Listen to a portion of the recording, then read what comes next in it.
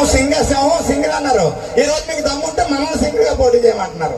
అంటే అర్థం చేసుకోవాలి, మన పవన్ కళ్యాణ్ గారు ఈ రాజకీయాల్లో ఎంత బలమైన ముద్ర వేశారో అని చెప్పడంలో ఎటువంటి సందేహం లేదు. అదేవిధంగా మన లోకల్ గా 2 విషయాలు చెప్తూ ముగిస్తాను.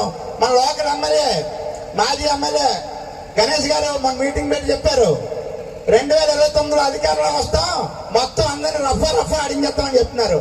మీరు అధికారంలో వచ్చిన తర్వాత రఫా అడిగితే అధికారంలో ఉన్న మేము మిమ్మల్ని ఏం చేయాలని చెప్పి ఈ సభ సాక్షిగా మేము అడుగుతున్నాం మీ అందరినీ. అదేవిధంగా ఇంకొక విషయం చెప్తూ ముగిస్తున్నాను. ఇన్ని రోజులు చుక్కాని నేను నావలాగా నరసీపట్నం జనసేన పార్టీ ఉంది.